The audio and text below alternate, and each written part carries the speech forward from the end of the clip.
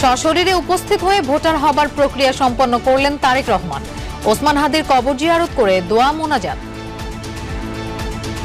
নতুন যে চিন্তা ভাবনাগুলো বাংলাদেশের জন্য, তার যে নতুন পরিকল্পনা, সেই পরিকল্পনা বাংলাদেশ একটা নতুন দিগন্তের সূচনা করবে। চট্টগ্রামের ৩ আসনে বিএনপির প্রার্থী বদল, গণ অধিকার পরিষদ ছেড়ে ধানের শীষের হয়ে লড়বেন রাশেদ খান। তরুণ নেতার রাজনৈতিক সমৃদ্ধির আশা নেতাদের। জামাতের সাথে জোট ইস্যুতে এনসিপিতে মতভেদ। আহ্বায়কের কাছে ৩০ নেতার স্মারকলিপি। দল থেকে পদত্যাগ করে স্বতন্ত্র লড়ার ঘোষণা ডাক্তার তাসনিম জারা।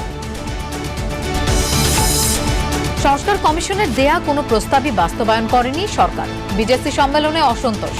সম্প্রচার ও প্রেস কমিশন অধ্যাদেশ বাস্তবায়নের অঙ্গীকার উপদেষ্টার। কেরানীগঞ্জে বিস্ফোরণে উড়ে গেল মাদ্রাসা